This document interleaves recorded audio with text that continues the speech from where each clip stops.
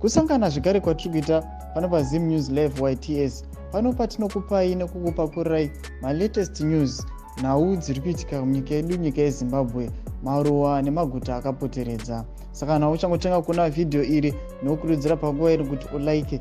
Kana uchangotenga kuona maupdates edu ndinokurudzira kuti ubve wasubscribe, wapedza kusubscribe ubve walike panguva ino.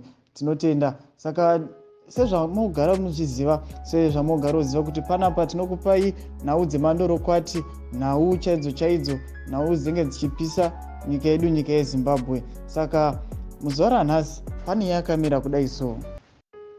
Saka rikatingoverenga headline racho sezvariri tobva tazopinda deep into the content yenyaya yacho tichinzwa kuti nemuwo munokurukura kuti kudini. Saka nyaya yakamira kudai so. And the MPs request privilege to bring spouses to hotel stays during parliament business trips.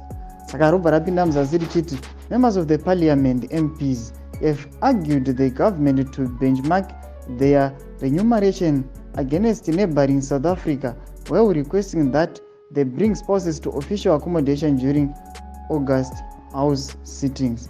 Pakaipa mhuri yeZimbabwe, nyaya iri kuzama kuti MPs ari kukumbira request yekuti kana vachinge vauya for business, vari kukumbira request yekuti vauye nevakadzi vavo, vauye nemhuri dzavo muhotel, vagare nemhuri dzavo muhotel, vauya kuma-business trips.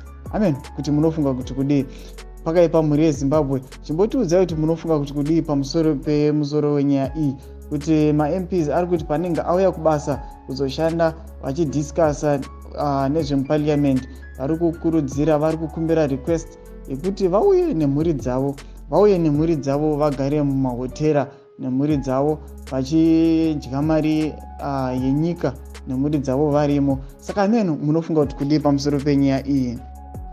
Saka pane mumwe wapindura achiti mari dzema-MP haazi masalary, anonzi ma-allowance, kuti MP harizi basa. But here in Zimbabwe, because of politics of the stomach, they see as being an MP as equivalent to a job.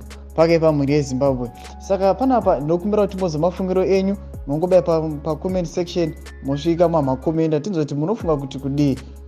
Kana mamusati malaika, musubscribe pamwe chete nokushare. Saka tinokutendai vana veZimbabwe, tosangana pane video rinotevera. Muwane zuva rakanaka.